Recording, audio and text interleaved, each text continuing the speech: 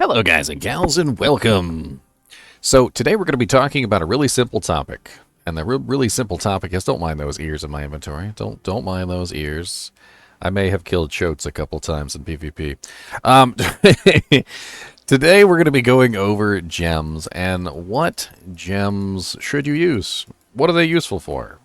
What's the best way to get the most out of your gem slots in your equipment? This is a kind of an interesting topic because to me, it seems like one that would be obvious to most people. However, the problem remains that it's not really all that obvious. Now, first off, let's talk about weapons. So, weapons is kind of an easy one. If you're going with a basic skill build, basic skills would probably be your best one, but there's not a lot of basic skill builds out there, which leaves Topazes kind of like off the market for the most part, unless you're specifically doing a basic skill build, like Arc Lash or Frenzy or something of that nature. And so generally Topazes are for weapons. You're probably not going to use those. Royal Amethyst give damage over time, and this is going to be absolutely great for any kind of build that focuses on damage over time. So if you are a bleed barbarian, specifically bleeds, not just like I happen to have a bleed in my build, or I happen to have a poison in my build kind of a thing. Now granted, that actually is a real thing. So there's a lot of barbarians who use bleeds for no other reason other than to get other effects, and they're not actually stacking bleed damage. So this one is probably not going to be for you if you're not actually stacking damage over time effects. But if you are stacking damage over time effects, then this is actually a pretty good choice. This is actually one of those things you're definitely going to want to choose if you're a full-on bleed barbarian or a full-on poison, like rogue, or a full-on blight, shadow damage, like damage over time, kind of a necromancer, things like that. So definitely take these into account if you're going to be baking one of those damage over time builds. But it's very specific. If you're not a damage over time character, you're probably not going to choose this. The next one is 12% critical strike damage versus crowd-controlled enemies. This one's not really super amazing. Critical strike damage is not as amazing as it seems, although it is nice because you can get it pretty much permanently versus crowd-controlled enemies, but there's a better option. Royal Emeralds are 12% critical strike damage to vulnerable enemies. This one's actually pretty nice as well. It's pretty much the same thing as crowd control, but with one major difference. Bosses can be made vulnerable. Bosses cannot be made crowd control unless they go into a stagger state, which means that in most situations, if you're fighting a boss, you can vulnerable them, but you cannot crowd control them 100% of the time. So you can keep the vulnerable effect up on a boss pretty much all of the time, which makes the Royal Emeralds a much better choice for pretty much every build in the game because, well, you pretty much always have vulnerable up on targets, or you should, because vulnerable is a very powerful mechanic. Royal Rubies give 24% overpower damage, which is a very specific bonus. So unless you are a class that is specifically taking advantage of overpower, and what I mean by specifically taking advantage of overpower is abilities that specifically guarantee an overpower. So for instance, if you take a look at Blood Surge has a effect where when you have 5 stacks of overwhelming blood, your next Blood Surge is a guaranteed overpower. So this is a way that, for instance, necromancers could take advantage of overpower. And if you were a blood necromancer, you might want to go with the rubies in your weapon because you're going to be taking advantage of that blood overpower all the time. Now, there's also other abilities within the game that have guaranteed overpowers, and there are things like the Druid has one. I believe the Barbarian has one also. But it depends on if you're actually taking advantage of those abilities. So keep that in mind.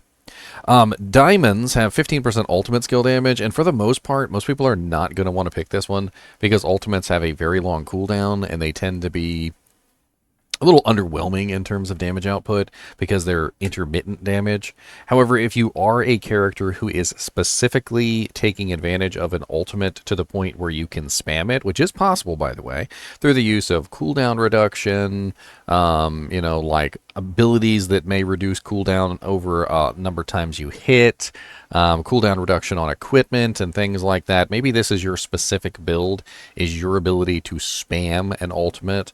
In this case, ultimate skill damage may be a very good choice for you, because ultimate skill damage is only really going to get good benefit if you can spam that ultimate as many times as possible. And, you know, if it's on a 60-second or a 90-second cooldown, it's just going to be kind of a wasted slot if you throw diamonds in your equipment. However, if you can get that 60 or 90-second cooldown down to like 10 or 15 or 20 seconds to the point where you can spam it on a regular basis, then Royal Diamonds are definitely going to be your choice.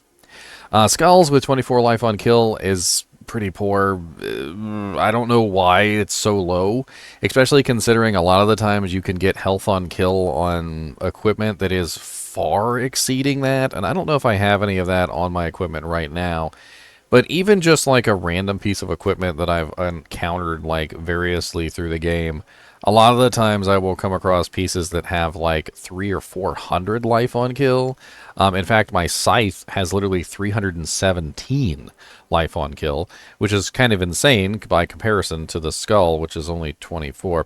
I'm not really sure if they just kind of missed a zero on there. Like maybe it was supposed to be 240 life on kill or something, but it's terrible. So to recap, diamonds are mainly not going to be used unless you have a ultimate that is spammable. Rubies are generally not going to be used in weapons unless you have a guaranteed overpower ability. Royal Emeralds are probably the most common use scenario. Most characters have vulnerable, and most characters will like to have extra crit damage. So Royal Emeralds, probably your best bet. Royal Sapphires can be a good option for crowd control characters, but I still think that Royal Emeralds are going to beat that, just simply because of the fact that everybody should have vulnerable, first off, and vulnerable is something that you can keep up all the time on targets, whereas crowd control is not something that you can keep up all the time. It's something that is situational. So if a bosses, for instance, can be staggered, but they are not going to be affected by crowd controls the majority of the fight. Whereas this one, you're going to get it for pretty much the entire fight, including the time when they are staggered, which is definitely nice. Royal Amethyst, specifically damage over time characters, and not just damage over time characters, but people that are specifically gearing into that damage over time, hardcore. Not just someone who's using it willy-nilly as a way to get an additional buff. Like, for instance, the Barbarian has a really good passive that basically makes it so that any enemy that is under the effect of a bleed is slowed, right? Well, just because he's using a bleed doesn't mean he's a bleed Barbarian. So putting a Royal Amethyst in his equipment would be kind of stupid. And the Royal Topaz, honestly, is very niche use case scenario. I'm about to build a basic Barbarian, which utilizes Frenzy and the unique items that beef that up, because I want to see how good it can be. And in that case, I'm going to be using Royal Topazes. But most people are not going to want basic skill damage. In fact, basic skills tend to be some of the worst skills that you can possibly use. They're pretty much there just for generation purposes, and that's about it. Moving on to jewelry, because we're going to cover armor last. Jewelry is an odd one.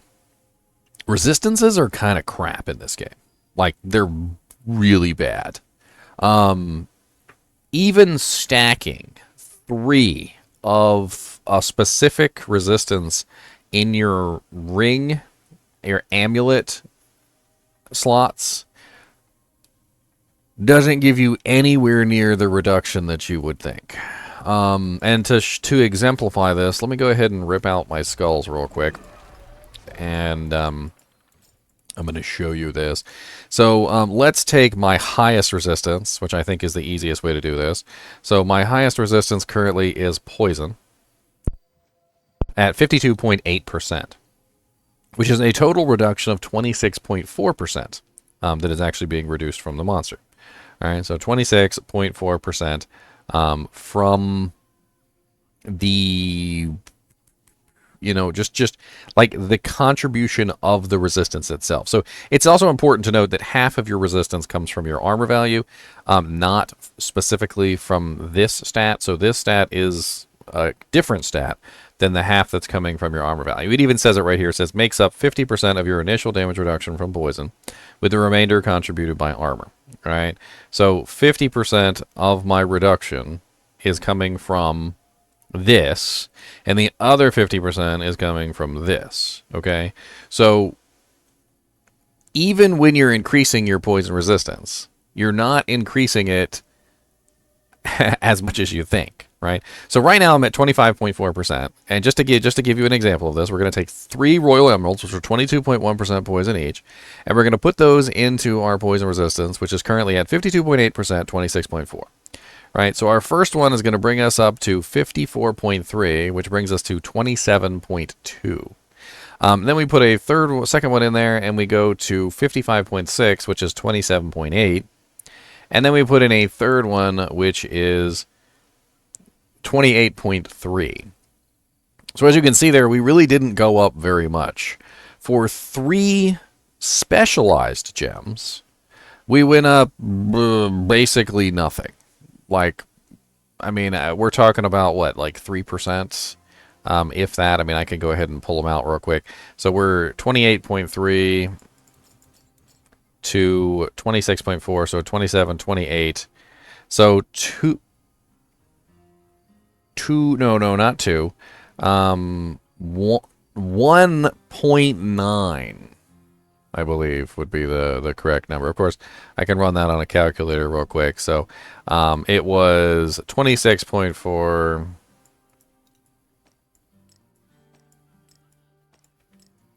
So 26.4, and then we can subtract the 28.3.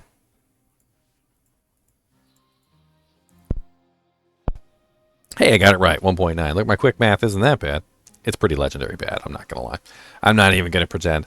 So 1.9% is all we got. 1.9% extra mitigation is all we got from adding 3, not 1, not 2, but 3 poison gems in our equipment, right?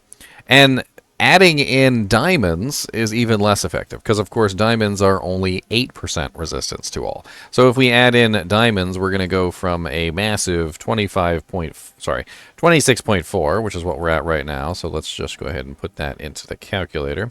26.4. And we're going to go from 26.4 to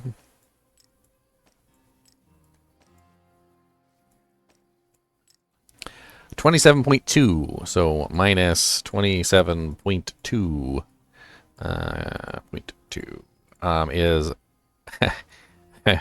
less than 1% mitigation for poison. Less than 1%. It's awful. It's pretty awful. Now, what do I recommend to put in your rings and amulet slots? Well, it's pretty much just skulls. Resistances are so bad that skulls is really the only answer.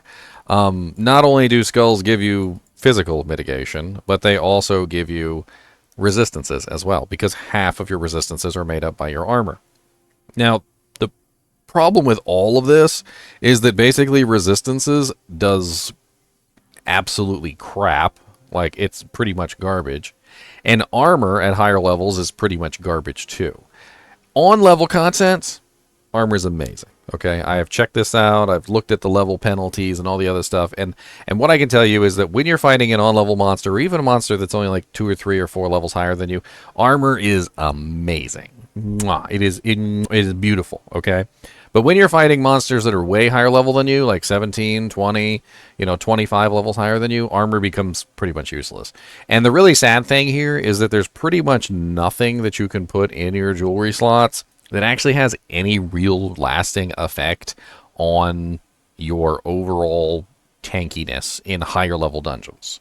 In lower level dungeons, in on level dungeons, in slightly above you level dungeons, like +5 levels, skulls is going to be the best choice. Skulls are without a doubt the best choice for basically any on level content or below, and even up to like +10 levels above yourself.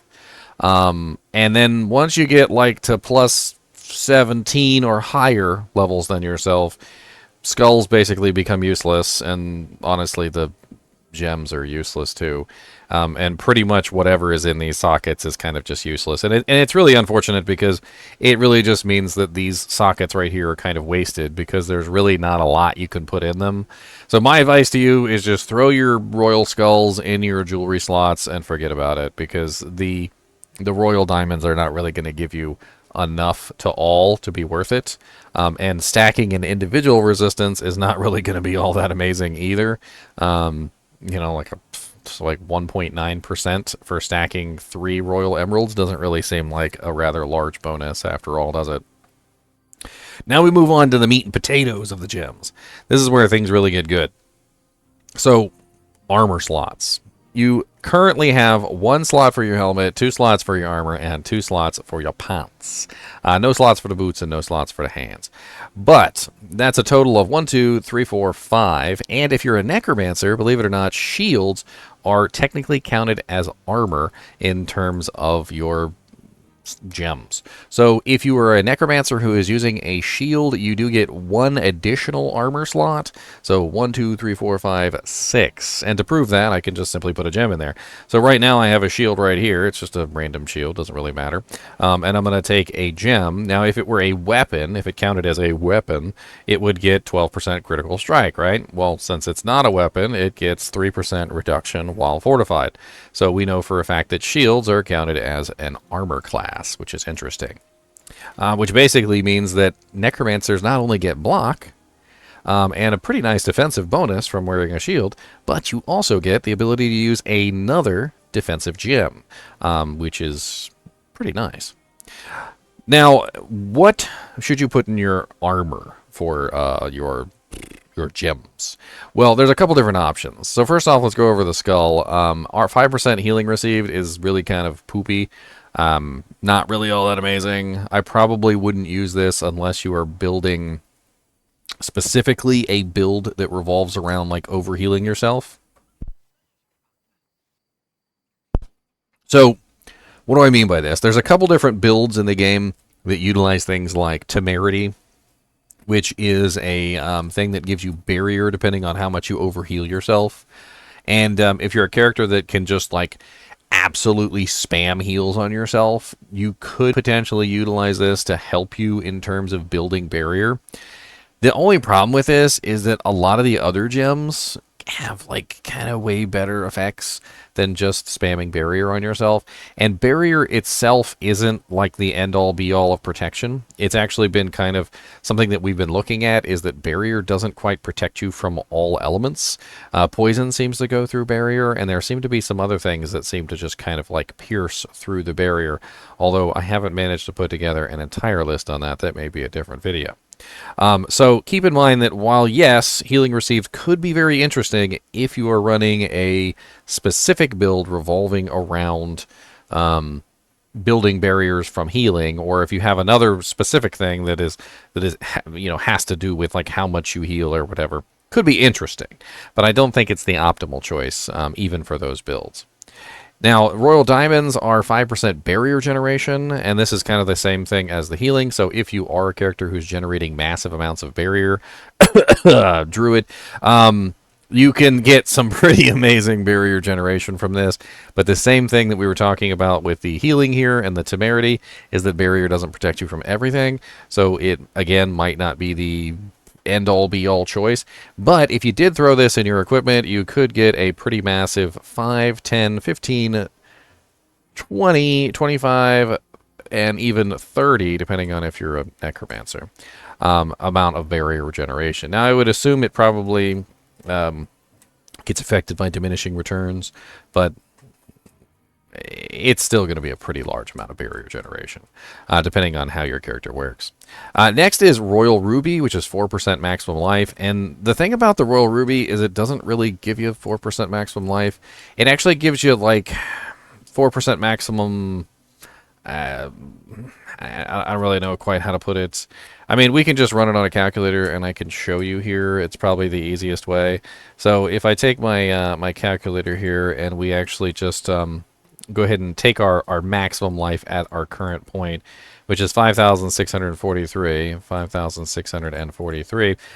We can remove one of these gems from our equipment because I already have sapphires in here, and I'll explain to you why I have sapphires instead of rubies. But we're going to take our little gem here, we're going to throw it in, and it's going to give us our 4% maximum life, right? Well, we take our calculator and we go plus 4%. We end up with 5,868, right? 0.72. So 868 is the correct number, but look, we're at 5,846. The reason why this is because the maximum life is not actually calculating in things like plus bonuses from your equipment. So like, for instance, when you have like 565 life from your helmet, or you've got like 1,000 life from something else, and this is actually a pretty common defensive mechanic. So if you are stacking life from various pieces of equipment, like you've got life on your rings and life on your boots and life on your pants and so forth and so on, and you've got a decent amount of bonus life coming from whole sources, the rubies are actually not affecting that. So every single point of additional life that you're getting from other sources is kind of moot. So it's not giving you as much as it would, but it's still giving you something. Now, getting something is still important to some builds. So it's important to note that there are certain builds in the game, like Barbarian, where maximum life, or the amount of life that you have, determines how much thorns you can, give out. Things like that, you definitely still want to use the rubies for. But it's my personal opinion that rubies are not the best gem for your equipment. Moving on to the Royal Emeralds. The Royal Emeralds give you thorns, and in this case, if you were, say, a Thorns Necromancer, or a class specifically that does not have the passive that the barbarians do that gives them thorns based on maximum life, you could go with the Royal Emeralds. But because barbarians specifically have that amazing passive that gives them thorns based on maximum life, rubies is going to be their best option, whereas any other character building thorns is going to go with the Royal Emeralds. So Royal Sapphires give 3% damage reduction while fortified, and this is my personal opinion that this one is one of the best ones to put on your equipment, but only if you can generate a reliable fortification. If you cannot generate a reliable fortification, then it's not going to be good for you. For my Necromancer specifically, the way that I generate fortify is the Necrotic Carapace passive. Every corpse that's formed by me or my minions gives a 6% base life fortify. So it doesn't take very long before my fortify is completely full and I am fortified. Now, because fortify gives you a flat 10% damage reduction when you are fortified, which does require you to have fortify equal to your current life, this means that the sapphires are actually giving you a pretty massive bump in physical mitigation, or just mitigation in general. In this particular case, as you can see, I currently have 1, 2, 3, 4, 5 slots, which is 3, 6, 9, 10, 11, 12, 13, 14, 15% additional fortify reduction during the time period when I am fortified. So as long as I am fortified, I'm getting an additional 15% damage reduction, which is pretty amazing.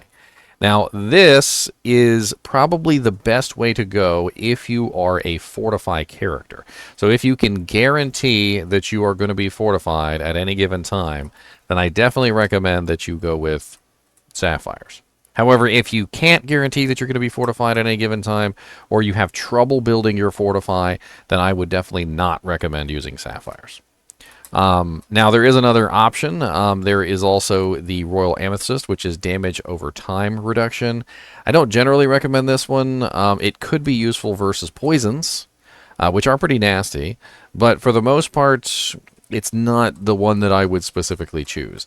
You're going to get better benefit from both the Sapphire and also the next one that we're going to be talking about, which is the Royal Topaz. So the Royal Topaz is the 10% damage reduction while control impaired. So if you cannot generate fortify, if you have no way to generate fortify, your best bet is to utilize the Royal Topaz in your armor. This is going to give you a 10% reduction, which is going to stack cumulatively, not not on top of each other. It's not going to be additive. But it's going to give you 10% for 5 slots, which is a 50% damage reduction, calculating by 10%, 10%, 10%, 10%, 10%. So, like, the difference between that is pretty easy to demonstrate. If I had a hit come in that was 10,000 damage, and I reduce that by 50%, obviously that is going to be reduced by 5,000. However, if I have a 10,000 damage hit and I reduce it by 10%, which is 1, then 10% again, which is 2, then 10% again, which is 3, then 10% again, which is 4, and then 10% again, which is 5, you'll see that it's only 5,904 left over, so they're hitting me harder than what they would hit me for with just the flat reduction. So the flat reduction is reducing an additional 904.9 over the additive version, which would be 5,000. So it's not like ridiculously that bad, like to have those, you know, work in sequence, but it's still going to be very nice. It's going to be a very nice reduction in any damage that you're taking when you're crowd controlled. Now, what is a control impairing effect? Control impairing effects are basically anything that is considered a crowd control. So if you go down here and you look at the damage types, let's see here, damage types, crowd control. So this includes anyone who is affected by a slow, an immobilize, a stun, a knockback, knockdown, taunt, fear, tether, daze, chill, or freeze. Okay? So this is going to give you a huge bonus in reduction anytime you are under any kind of crowd control effect, which honestly means that you're going to get less deaths. And what do I mean by this? Well, most of the time when you die, or most of the time when I die at least, it usually has to do with being frozen, being chilled, being dazed, being knocked down, being stunned, immobilized, slowed because I can't run away, all sorts of various things like that that definitely cause your death. So in this particular case, it may be situational, but the majority of the situations that end in your death usually involve these things. Also, PvP. So in PvP, one of the most important ways to dish out damage to somebody else without them dishing out damage back to you is to dish out that damage to them while they are stunned, frozen, chilled, knocked down, feared, whatever it may be. You're preventing them from attacking you. You're preventing them from running away, which is usually very important as well. And in the process, you are getting, you know, more damage on them without them hitting you, right? Well, in this particular case, in PvP, a 50%, a 10, 10, 10, 10, 10, 50% reduction whenever you are crowd controlled of any type is actually going to be extremely powerful, especially versus classes that's all they do is crowd control. So like rogues, I mean, like literally rogues crowd control so often it's absolutely ridiculous, right?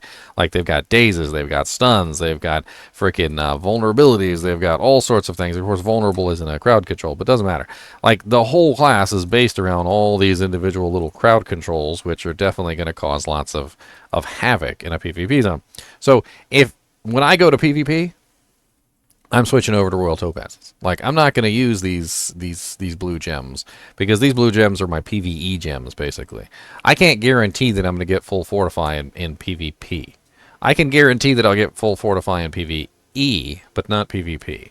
And for the most part, you're probably better off utilizing the Royal Topazes, especially if you like to flit back and forth between PvP and PvE zones. Because in that case, you're going to get a really nice damage reduction versus the control impaired effects. And you're going to get a really nice damage reduction versus the control impaired effects in PvP when somebody tries to kill you. This damage reduction is pretty massive and is honestly going to save your life in a lot of situations. Now, what are the drawbacks of this one? I feel like we need to talk about the drawbacks for just a second. I know the video is super long. But if you're one shot, and this is important, it's not going to protect you from one shots.